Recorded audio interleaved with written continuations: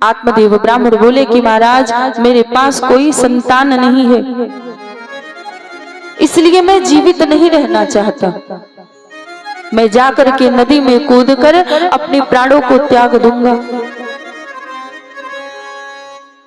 ये बात सुनकर के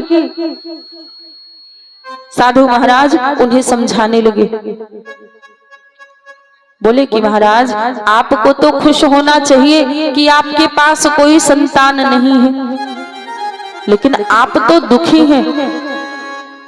जरा आप उनसे जाकर के पूछिए जिसके पास संतान है वे क्या सुखी हैं?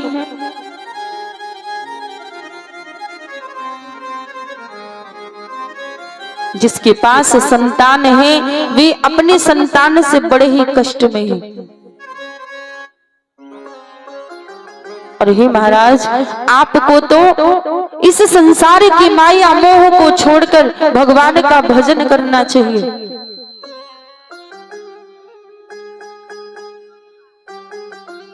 आत्मदेव ब्राह्मण ने मन में विचार किया कि यह कोई साधारण पुरुष नहीं है।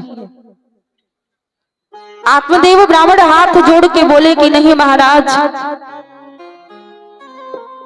हमें संतान तो चाहिए, और अब अगर आपने हमें संतान प्राप्ति नहीं करवाई, कोई उपाय नहीं बताया, तो मैं आपके सामने इस नदी में कूदकर अपने प्राणों को त्याग दूंगा।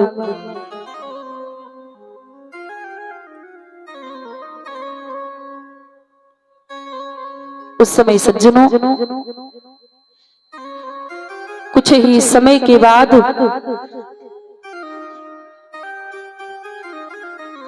साधु महाराज आत्मदेव ब्राह्मण को बहुत समझाए, लेकिन वे नहीं माने।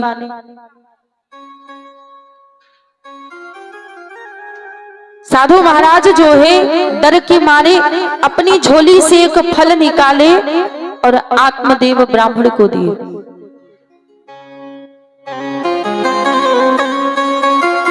बोले कि महाराज आप ये फल लेकर के अपनी पत्नी को खिला दीजिए, इसे खाने से आपकी पत्नी गर्भवती हो जाएंगी और आपको बड़े ही सुंदर गुणवान पुत्र की प्राप्ति होगी।